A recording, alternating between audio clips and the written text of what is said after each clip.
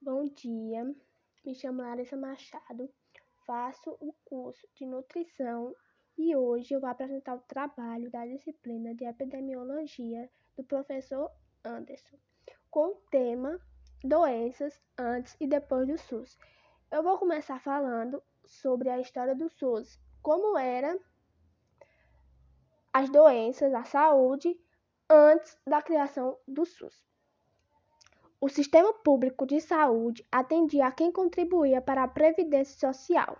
Quem não tinha dinheiro dependia da caridade e da filantropia. Não havia políticas públicas estruturadas, muito menos a construção de centros de atendimento à população.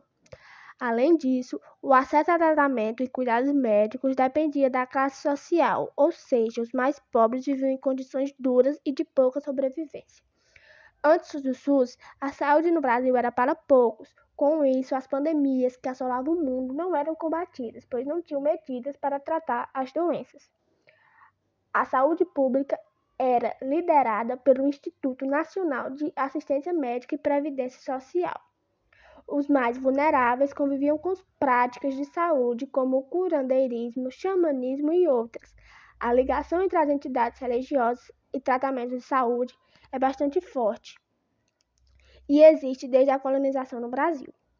Fundados pelos religiosos, as Santas Casas de Misericórdia são uma dessas entidades que se destinaram a prestar assistência médica às pessoas.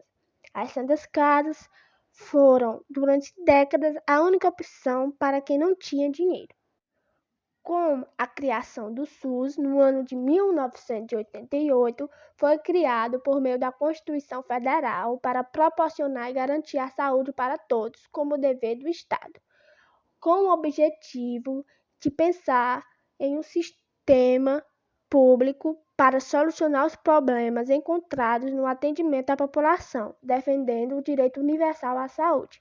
Após isso, a saúde passa a ser um direito do cidadão e um dever do Estado. A Constituição ainda determina que o sistema de saúde público deve ser gratuito, de qualidade e universal, isto é, acessível a todos os brasileiros e residentes do Brasil. Previstos em lei, o SUS possui pilares, que são eles: universalidade, integralidade, equidade, participação social e descentralização.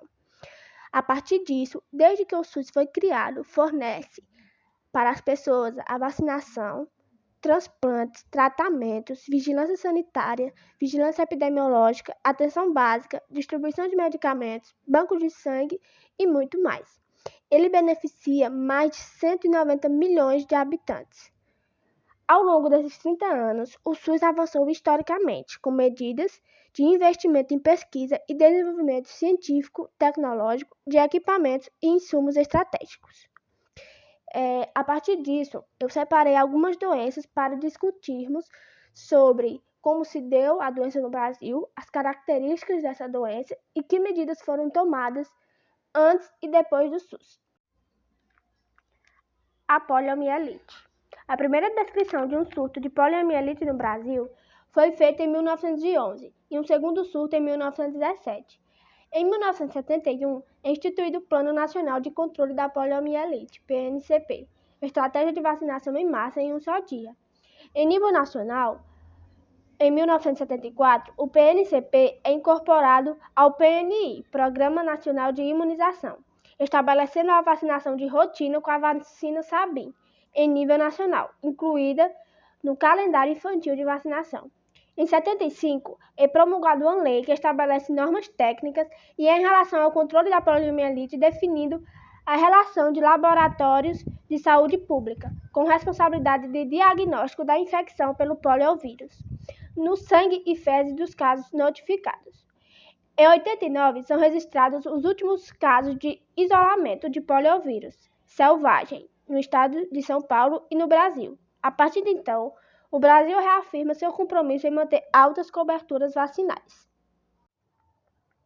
Sarampo. A vacina contra o sarampo foi introduzida no Brasil na década de 1960 e sua utilização na saúde pública foi resultante de iniciativas de alguns governos estaduais, que, de acordo com suas possibilidades, importavam o imunobiológico no mercado internacional, embora de forma descontínua. Em 1973, foi criado o Programa Nacional de Imunizações, PNI, com os objetivos principais de organizar, implementar e avaliar as ações de imunização do país. Em 1974, foram realizadas campanhas de vacinação em áreas urbanas de vários estados. Essa estratégia foi logo substituída pela valorização dos serviços de rotina e expansão dos serviços básicos de saúde. No início da década de 80, em razão das dificuldades de se atingir na rotina do PNI, as coberturas vacinais mínimas necessárias para o controle das doenças, foram realizadas campanhas de vacinação em locais onde eram encontradas baixas coberturas vacinais. O impacto das ações do plano foi imediato. Houve uma redução de 81% em 1992. A atual situação epidemiológica no Brasil indica a necessidade premente de medidas de controle capazes de proteger o grupo de maior risco ou de complicações. As crianças que não foram vacinadas na campanha nacional contra o sarampo ou depois são as mais suscetíveis. Como medida e como já vimos, a vacina é fundamental para o enfrentamento desse problema de saúde pública. A hanseníase. No Brasil, a história da saúde pública no controle da hanseníase demonstra a preocupação das autoridades sanitárias em extinguir a doença por meio do isolamento e confinamento do doente nos hospitais colônias. Doença transmissível, incapacitante e mutilante. A hanseníase foi tratada durante décadas com severas políticas de isolamento compulsório. É uma doença infecto-contagiosa de evolução crônica, que se manifesta principalmente por lesões cutâneas com diminuição de sensibilidade térmica, dolorosa e tátil. Esta doença representa ainda hoje um grave problema de saúde pública no Brasil, além dos agravantes inerentes a qualquer doença de origem socioeconômica.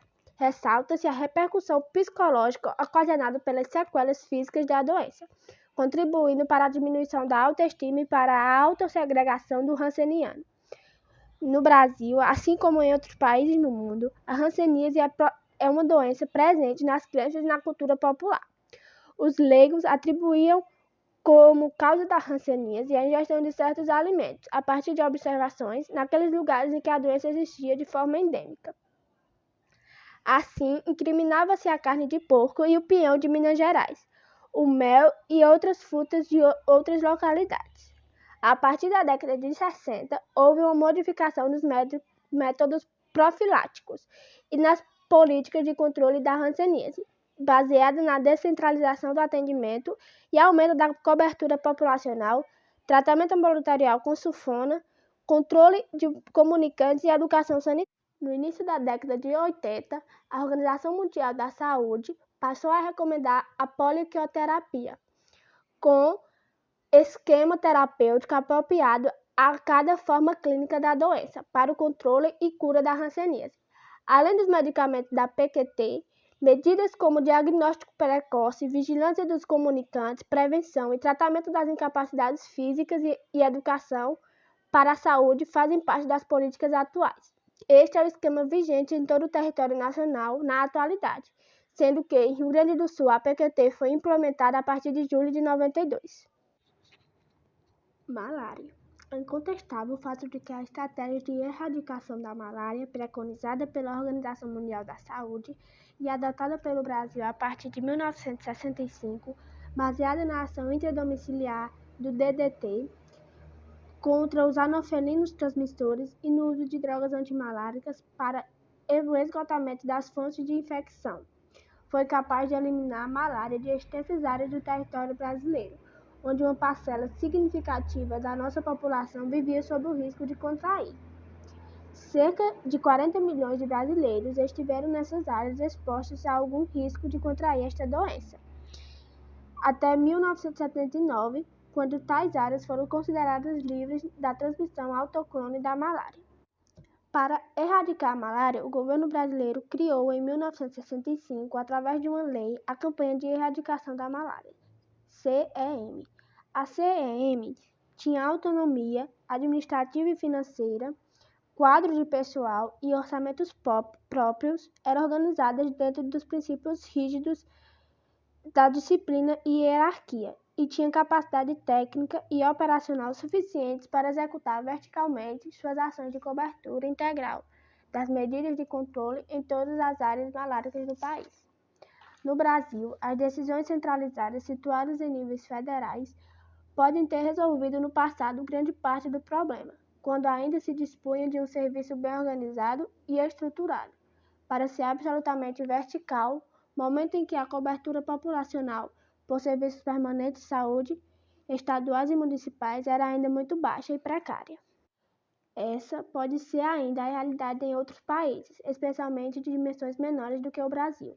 No momento, o Brasil está apostando na construção de um novo modelo, que seja descentralizado, que garanta uma boa qualidade na prestação de serviços, que assegure uma ação continuada, que perceba as características locais e que tenha muito claramente definidas as responsabilidades de cada um dos participantes desse modelo. Embora ainda precoce, os resultados apresentados até aqui sugerem um considerável ganho com a iniciativa do governo brasileiro de implementação da PIACM, onde uma forte mobilização política dos 3 níveis de governo foi decisiva. HIV. O primeiro caso de HIV no Brasil foi registrado na cidade de São Paulo em 1980. Porém, foram necessários ainda mais 2 anos para que o diagnóstico fosse classificado como AIDS.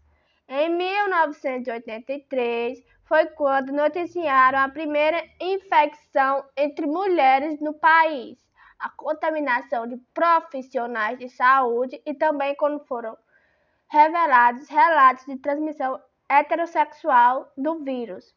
Neste ano, 1.283 pessoas morreram em solo brasileiro devido à doença.